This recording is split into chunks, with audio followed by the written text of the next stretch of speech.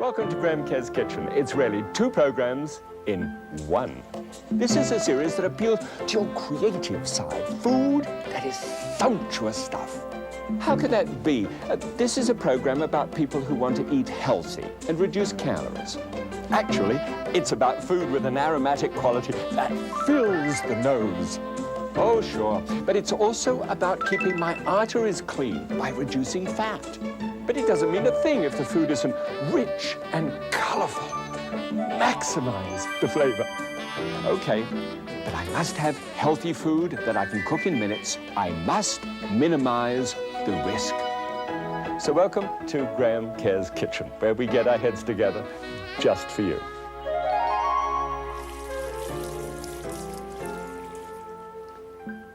And welcome back once again. Now, this is that wonderful opportunity of us to get our heads together and see whether we can get something which is really going to minimize risk and get some flavor going. And this one is a sauce, actually. It's a great sauce, and it's actually somewhat like the great sauces that you can get from Europe and all over the world. But this one is important, you know, because it deals with a flavor that everybody loves. Now, let's see whether that's true. Do you love French onion soup? You know, that thing with it crusted with the cheese. We'll clear the cheese off for the moment and just summon up that flavor once again. Okay, now that's a really popular flavor. That's important with something like this. Now, you see, here is a piece of food. It doesn't matter what it is, but that's a piece of food like that. Now, it's very important when you put a sauce over the top of a piece of food like that, that it doesn't actually fight the food that you're serving it with, and quite a few sauces do. So what I love to try and do in this day is to bring a sauce around to get underneath the dish, to get up underneath the food and make something more of it, especially when I'm not using a lot of fat and a lot of salt and a lot of sugar, okay? So that's what I'm going to do today, create an onion sauce, marvelously carameled onion sauce, and then show you what to do when you've got, you know, Thanksgiving and a load of turkey afterwards, and a great dish to do with that. Lots of comfort. All right, come through.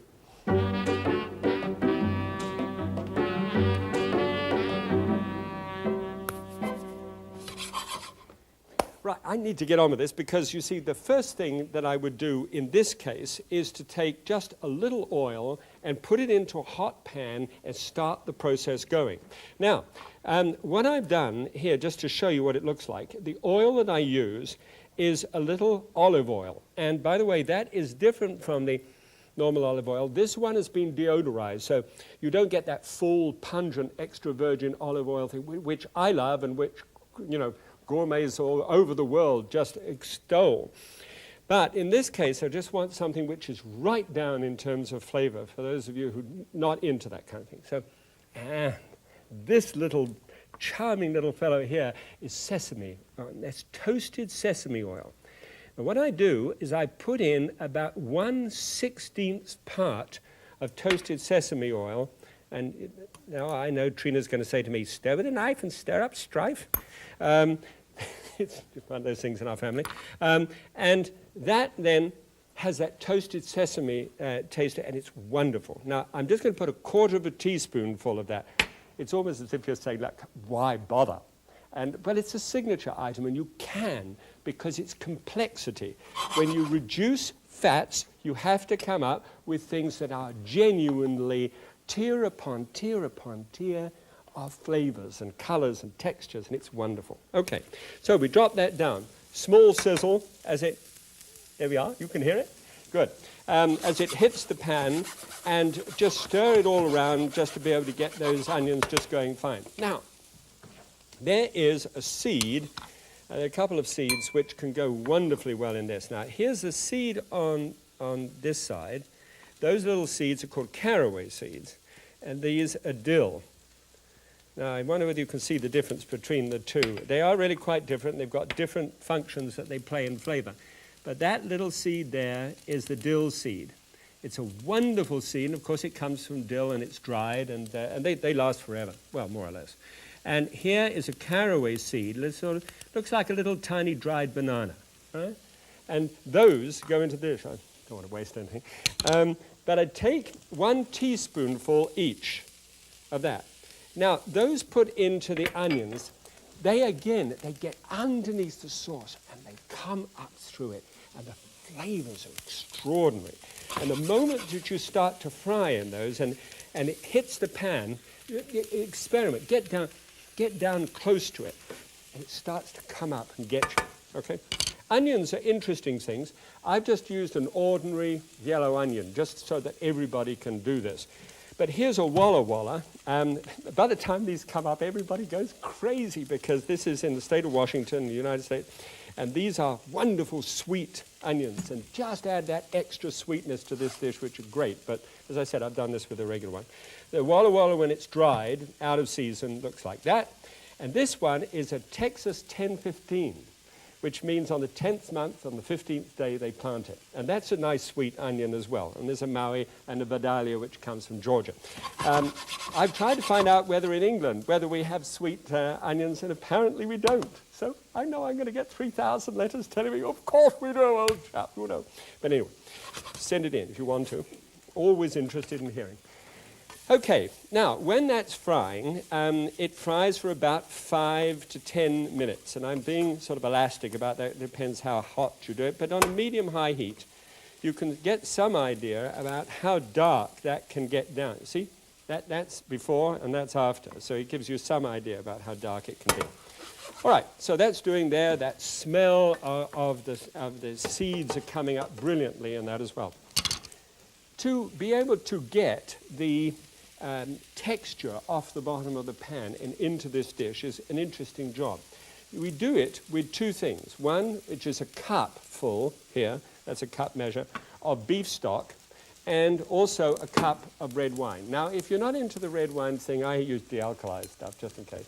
But if you're not into that, you could double up on the beef stock. It'll show a difference, frankly, but I don't think it'll be a bad idea at all. So just if, you feel like that. And if you say, just the moment you got to the beef stock, I can't go with you because it's too complicated. Get a can of beef stock, get some thyme, peppercorns, and a few pieces of clove and a bay leaf and some parsley, and nice herbs, and put them in a little mesh ball if you like, or just chuck them straight into the saucepan, and just brew it up for about 10 minutes. It just makes all the difference in the world. It's a very quick way of doing stock, okay? And whoops, I normally pour in the red wine first. 1, 2, 3, 4, 5, 6, 7, 8. Okay, 8 ounces, that's 1 cup, you see. Now, see the color of that? That's why the red wine is such a good idea, because the color mixes with a color which has now come off the bottom of the pan. Take all advantage of every residue, because that's where the flavors of the onion combined with the seeds together and have drawn out this wonderful flavor. So just get it all off the bottom. And here now is 1 cup of that beef stock with just that little extra herbal touch to it.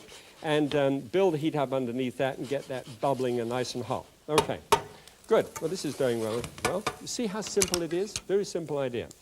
Okay. This is the standard way that I thicken things. As you might know, this is the arrowroot deal. Arrowroot, in this case, has got about 1.5 to 2 tablespoons full of arrowroot. Normally, if you've got a cup, 8 ounces of fluid, you put 1 tablespoonful for 8 ounces, and that thickens it nicely. In this case, I put just a little bit more. I've got just a little bit more. I've got almost 2 tablespoons full of that mixture going together. Okay. Now, because this is straightforward starch, it means that the moment that it hits a hot pan, it immediately clenches up. So if you've got a real heat underneath that one that I have here at the moment, it's sort of brewing up nicely. If you will do that, what will actually take place is little, dumplings will form off the bottom of the pan. That's not what we want. So you move that off the pan base there and just stir it in.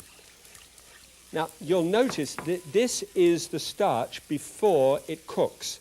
The starch before it cooks is that milkiness that it has to it. But now as it's absorbing, you can put it back onto the heat again. Yeah, and it's remarkable. I mean, just look at it. You see, it doesn't need to boil to thicken. It is just so soft. And when the milkiness goes out of it, the color comes into it. And look at the color that's in that. It's just delightful.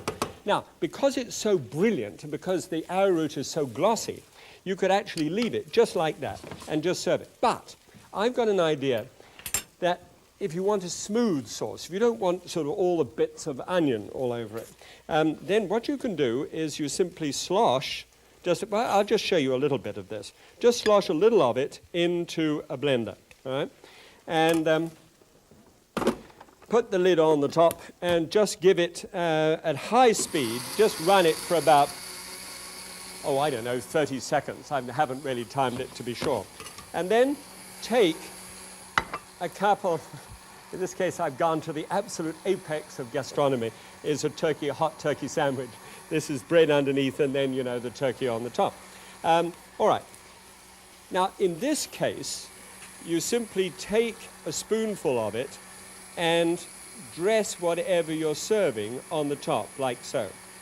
And it's thick, but it isn't, you know, that thick. It doesn't mask in terms of flavor. It has a wonderful appearance. Tastes good too. And this one then, if you want to get it really thin, thank you, you then pour this. But look what happens. When you do it with this, it's a very nice, thick, glutinous kind of sauce, but it loses some of its sparkle, doesn't it? And because the sparkle comes from the lights hitting this with the arrowroot. But what you've actually done, you've taken the white of the onion and whizzed it into that and kind of, I think, lost it a little bit. I put a little parsley on the top of that if I was going to serve it like that, but I'm just really wanting to test the sauce itself, just the sauce. So there's the basic technique, simple one, isn't it? Just put it together and great dishes can be supported from underneath.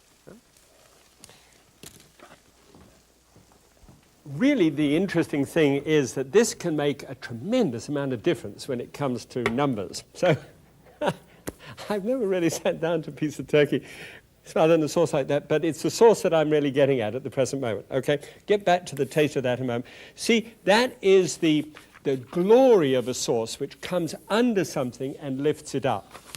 By the way, thanks for letting me know about screwing up the paper. I will draw on the other side later.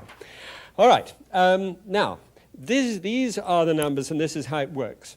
The first one here, 180 calories, in the Minimax one actually just gets to be 84. Right?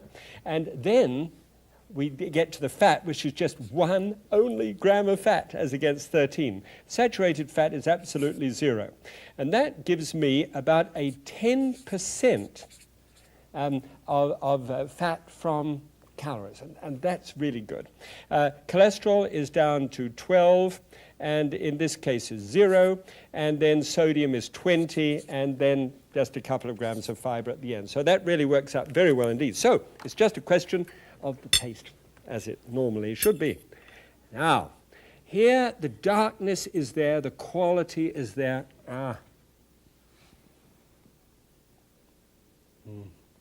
It's amazing how sweet that is. That is a sweet thing, and it rolls over the taste. It's got that slight smokiness which you get from sort of cooking for quite a while, and I can really taste the caraway seed in it. It's really good. That works well. Okay, so that is something that you could use for, I imagine you're into it already. Now, I'll show you a very interesting idea. When you've had Thanksgiving or Christmas or something like that, you've got a turkey left over and ham, right, and mound of potatoes, and it's steaming hot and gorgeous. Come along. Oh, where's my glasses? Nearly lost my glasses for a moment. Okay, now here is the sauce. It's on the go from just a little while before I took out such a lot of it, but I think just stay nice and cool or hot, and we'll deal with it. All right, now let's say that we've got the typical Thanksgiving turkey sliced into it, piece of ham on the side, and it's the day after and you're wondering what to do with the leftovers. Well, this is one of the things that you can get to. And let me show you first of all what it looks like in terms of meat size, because I know that not everybody has a pair of weighing scales. If you go to the deli, now I'm just simply taking us to the place that if it isn't Thanksgiving, Christmas, and you want to do this anyway, so go to the deli, and ask them to slice it real thin. I mean, so thin that you can read the other slice. You could drape it over a newspaper and read the newspaper through it. So it's that thin. So you can get 2 slices of ham and perhaps a whole slice of turkey. Is it going to see where I am? And another piece of turkey, and that would give me about 3.5 ounces of meat altogether. All right? So there's the portion. That's the portion size. Very thin slices. If you're doing it yourself at home, I've no doubt it could be thicker than that. So what you do is get a little bit of oil, just a tiny drop of oil, and if you've got cereal bowls normally contain about 8 ounces, so get a little bit of oil into the bottom there, and measure it with a measuring cup. Just pour it into the top, make sure that it works. And then take a slice of ham and drape it in on the side until it sort of half covers the bottom. Then take the other, there's the piece of turkey there, and fill up that side. Then you can just sort of chuck it in at will. There we go. It's a nice portion. I don't think, actually, I have a sense, I couldn't see the other side of the weighing scale, but I had a sense that it was just a little over. So I want to keep it to 3.5 ounces. All quite low fat and very lean ham. Okay, so there it is, over the top. Now, this is a russet potato, quite an ordinary one here. About 8 russet potatoes, gives you about 3.5 pounds. And can you time me for a moment? Anyone got a stopwatch? Ready? Go. Okay. I need to be timed. I'm not out for a world record. I'm out to make a point here about peeling potatoes. I was in the army once and had to do this sort of thing just because I was who I was. Matter of fact, what I did, I said to the sergeant on the line, you know, I said to him, "What's that?" He was holding a little yellow piece of material on the end of a sort of spoon and was about to serve me with it. And he said, "Yours is not to reason why, yours is to eat up." And so I took it and I shaved a piece off it and sent it to the Ministry of Food, this is in England, and asked them for an analysis about what this was, because I was interested. And 2 weeks later, the commanding officer sent for me and said, "Did you send this to the Ministry of Food?" And I said, "Yes, sir." And he said, "Well, for your information, it is Yorkshire pudding, and you have 2 weeks confined to barrack, march out." And so that was my first time of getting KP and having to do, you know, the work. How long did that take? Hey, 1 minute? 1 minute. 1 minute. Okay, now here's the point. It's 1 minute of personal KP labor. Do you want to do that? I don't know but where you're coming from, but you can get powdered potato, and you can short-circuit all of that and get to it immediately. The only difficulty is that I find with powdered potato that it's kind of floury. For me, it isn't the same as fresh potato. So, 1 minute, you've got eight minutes to peel the potatoes as against sort of opening the package and going for it. So, it's your choice. Into warm water, 1/8 teaspoonful of salt, bring it to the boil, and cook it for just 10 minutes. Now, after 10 minutes, which is how long this has had, just strain them out through a colander, and then, I think I've gone crazy, then what you do is just pour it right back in again. Now, when they're completely dry, they've got enough moisture locked up in those potatoes. It's amazing, actually. Just how much there is. And for 10 minutes longer, you put it on a low heat and put a towel on the top, and they steam out. And so what was a waterlogged piece of potato is now perfectly cooked, and that has a sort of flouriness on the outside, you see? Now that is perfectly cooked potato. Believe it or not, chefs in London actually have to go through a test to see whether they're going to work in a famous hotel. They have to cook boiled potatoes and make them come out just perfectly like that. All right, so put that into a mixer and just run it slowly. And I've got here about half a cup of buttermilk. And you know, some potatoes are drier than others or wetter than others, and you're going to have to sort of work that through yourself. So then about 1/8 of a teaspoonful of additional salt onto the top. Some freshly ground white pepper, which is really just black pepper with the overcoat knocked off it. But this way it doesn't look like it's, somebody's mended the roof on the top. And just simply curl it round like so. And then this is an intriguing idea. This is a nutmeg shaver, because it's hard to grate nutmeg. And there are little shaves of nutmeg going down there. Not too much. You don't want it too nutmeggy, but just enough. But again, about 1/4 of a teaspoonful would be fine. All right, so that is all whipped up, and it starts to sort of combine together. Very low speed, all right? Good. And now, just take some of this. Now, this can be hot, or in this case, of course, it's cold. But you take a spoonful of it, and if you're doing it hot, then it's quite easy to do. Just simply dash it in on top there, and smooth it out so that it comes not quite to the lip, all right? And then just move the little bits of the extraneous pieces of ham and turkey back from the outside. Then the way that I like to do this is to put, for a family, is to put foil on the top of it, stick it in the oven, and just heat it up, right? Then everybody gets it nice and hot. Put a plate on the top. This is the time when you pray. And just put a knife underneath, and it should all... I said this is the time you should pray. And it all comes out and looks absolutely marvelous, doesn't it? A nice mound of the meat over the top. And then with that spoon, where's the spoon? You just make a depression on the top there, so as to hold some of this. When it comes out, it's hot, it's gorgeous. Then take the sauce that you've made and simply pop the sauce over the top like that, so that it runs like lava flows down the outside. And then a little bit of parsley rain down on top, all over.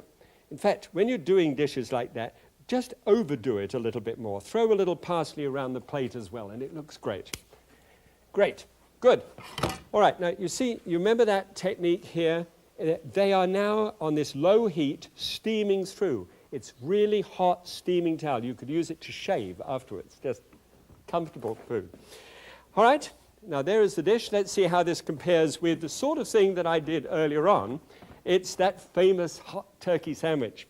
So there it is on the dish. Now, look at it for a start. It's glistening as it glistened before. It's got nice texture to it. Looks pleasant on the plate. This one is the standard with whipped potatoes on the side, or bread underneath it, and slices of turkey and that cream turkey sauce. Let's compare the numbers and show you just what this looks like. Okay, believe it or not, the thing that we have used so much in the past is 893 calories for that size there. And in our case, we've dropped that to 422, virtually cutting the calories in half. 22 grams of fat drops to 3 grams of fat.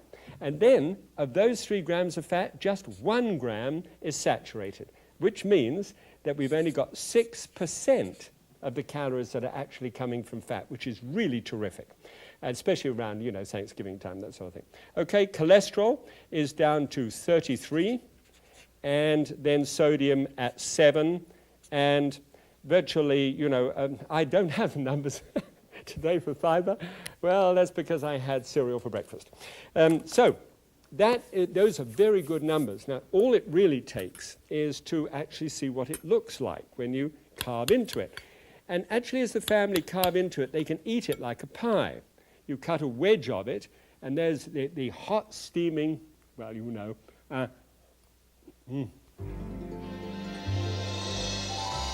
the ham, that's right, saltiness. And the turkey, and the potatoes with the buttermilk under it, just that touch of nutmeg in it. And that sauce goes so well with it, it's just wonderful. All right? So I really hope that you enjoy it, have a wonderful time. Don't forget, minimize the risks in things, maximize the flavor, and I'll be back with you next week. God bless. Bye.